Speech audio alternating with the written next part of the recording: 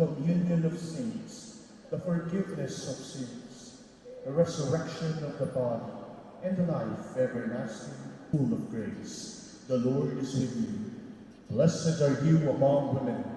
Nakakalungkot po kasi para 'di ba parang kahapon lang yung 2015 tapos ngayon parang patay na siya na hindi mo akalain na ganun po. Pero syempre that's life naman po talaga. Yun personally nakakalungkot kasi iba yung reaction natin lalo tayo mga Katoliko po, 'di ba? Para nawalan tayo ng isang haligi sa ating pananampalataya.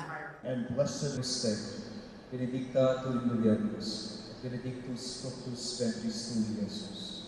Holy Mary, Mother of God, pray for us sinners, now and at the hour of God.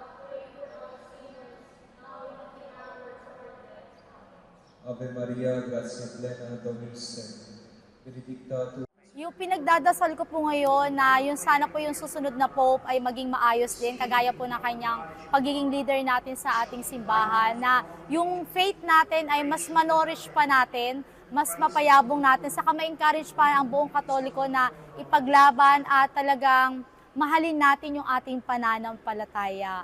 At isa din po sa gusto ko din na i-live out din yung naano po ni Pope na Laudato Si, yung pangangalaga natin sa kalikasan, na ganun din sana yung mga susunod, na hindi man mapantayan, mahigitan, pero syempre sa leader, maging humble pa rin po, kagaya ni Pope Francis. Mulieribus, benedictus fructus ventris tui, Iesus.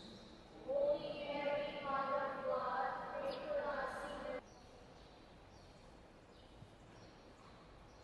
Ang ikalawang misteryo, pagpapahayag ni Jesus ng mabuting balita. Alay sa Aba Maria, nagnoon ka iting parating, agantay batia, Nakakabit lang. Pinapat mo bayan, alang-alang sa kanyang pangalan.